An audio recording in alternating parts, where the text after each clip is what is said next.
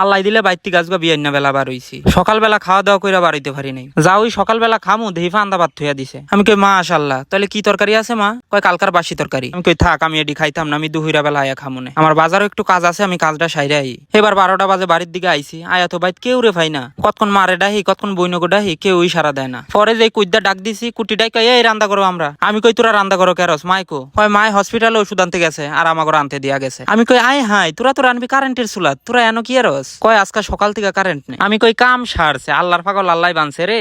আমার লগে তোরা কুত্তার মতন খেউ খেউ করস না, এর লিগে আল্লাহ তোকে কফালো আজকে এডি দিয়া থুয়া দিছে। এবার রান আগুনের মধ্যে দেখ কেমন লাগে। আর বোন সাবধানে রান দিস, তোরা বলো আমার আদরের বোন, লাস্টে দেখা গেল রান্দা করো আগুন ধরাই দিস।